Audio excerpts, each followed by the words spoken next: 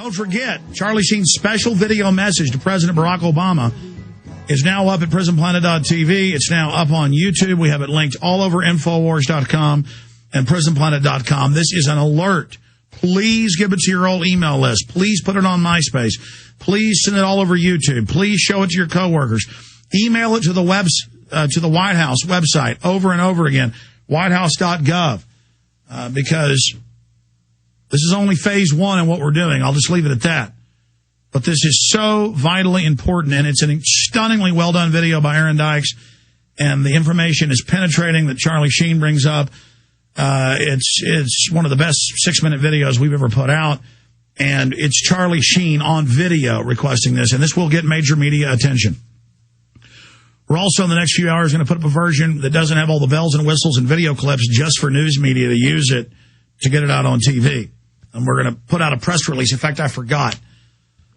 Paul Watson, I need you to do that press release. Charlie Sheen demands Obama reopen 9/11 investigation. We need to have Charlie Sheen issues or releases video message to President Obama asking that he meet with Charlie Sheen and family members, victims of 9/11. I mean, that's basically the type of headline we need. In fact, I need to call Watson back, because Paul's already got the basic press release up that we're going to send out.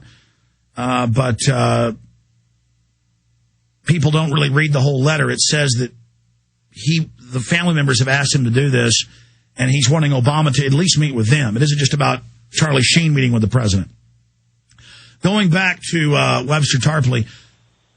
Webster, continue with the line that you were breaking down there. Well, the 25-plus drills on the one side, and I think this is really, it's important, because if you don't get to the level of MIHOP, that's made it happen on purpose, you don't have any knowledge of permanent value. In other words, to learn something about 9/11 that prepares you to deal with the next round and the next round and future events, you've got to get to this level of made it happen on purpose, the key role of the drills, right? You've also got to become familiar with concepts like the patsies, the moles, the technicians, right, the professional killers, and so forth, because it's synthetic terror, because it's all kinds of elements that come together to create this illusion of the terrorist event and the interpretation they want to give to it. The other side, of course, in terms of the reopening the investigation, I think one important point is what Kane and Hamilton, the two bosses of the 9/11 Commission, admitted, I think around the time of the 5th anniversary, I think, or maybe the 6th, but certainly they admitted it, was that the Air Force witnesses, the Larry Arnolds and the other people from the Northeast Air Defense Sector in Rome, New York, had committed massive perjury in front of the Commission concerning the timelines, concerning the deployment of the interceptor aircraft, and basically lied about everything. So this is in the public domain. Governor Kane of New Jersey and Lee Hamilton, former congressman from Indiana, came out and they wrote this book called Unprecedented, where they said, oh yes, at the end we were aware that the Air Force generals had committed massive perjury, and we had a special meeting of our commission. What should we do about it? Should we give criminal referrals to the Justice Department? And then we thought, no, that wouldn't be good for the country. That would be too inflammatory. So we decided to let the inspectors general of the various government agencies handle it, and of course they duly came out in a year or so and said, we're not going to do anything because there's no reason to. So this entire official version is shot full of holes. I mean, it's a mockery. It's a bad joke. So there would be plenty of reason. Now, I would say don't get your hopes up about Obama, but it is important to strip away this left credibility that he has, at least with some people.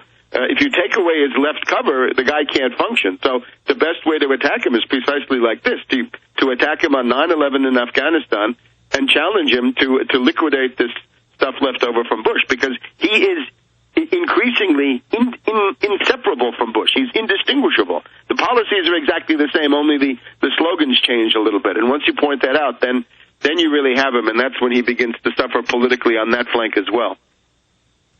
Absolutely. But as he collapses even faster than we predicted he would, I don't see them, well, I don't see them being able to continue their operations without staging terror or starting a new war. And that leads me to the Jerusalem Post, what we started the show with today. Kremlin official confirms Prime Minister's trip. A senior Kremlin official confirmed Wednesday to a Russian paper that Prime Minister Benjamin Netanyahu did indeed take a clandestine trip to Russia on Monday. Commenting on the visit, the official said that this kind of development could only be related to new and threatening information on Iran's nuclear program.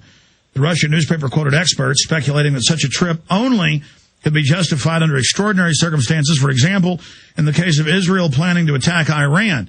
We have the Rand Corporation document a year ago where they're saying we need to stage some type of event or have a huge World War III scenario to get the global banking system in place. We have open talk in major publications this week, like the Associated Press, with top economists saying we may have Argentine-type devaluation the next year, that it's a probability. We have gold and other commodities exploding. We have this whole constellation of things developing right now, Webster. They've got so many false flags in the hopper. Stage terror, blowing up nuclear reactors. I want you to speak to why that's a good idea for them. I agree with you. New wars, financial collapses. I mean, everything's coming into place right now, and it appears the government, being controlled by foreign corporate interest, has just decided to go into full gear and just doesn't care.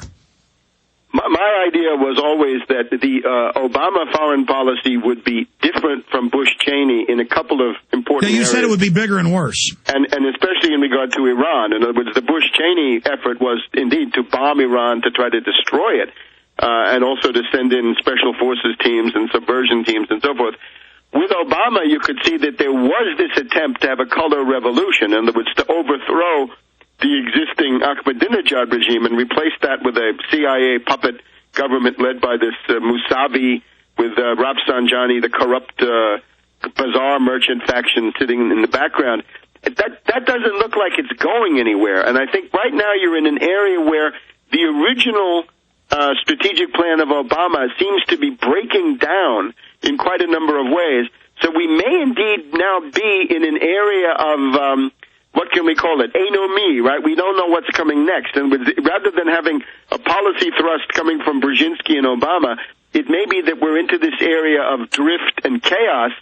And under those circumstances, maybe some of these older neocon tendencies are going to reassert themselves. I wouldn't jump to the conclusion that Netanyahu is going to Moscow for that. There could be other reasons. I mean, one of the things you see was this big move by Saudi Arabia to open up a dialogue with Russia, and we've just had another Saudi prince, the former ambassador here in Washington, Tarki, I think his name is, Prince Tarki just said, Obama, you're a demagogue. Stop demagoguing about energy independence. Stop insulting us. We're sick of it.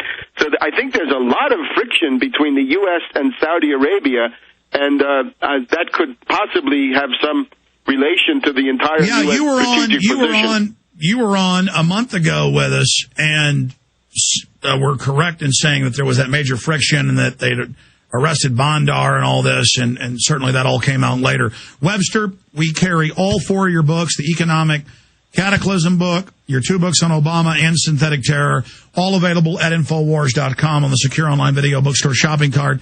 I want to really thank you for joining us. We look forward to talking to you again. Always a pleasure, Alex. Thank you. Thank you for popping in with us for the last 40 minutes.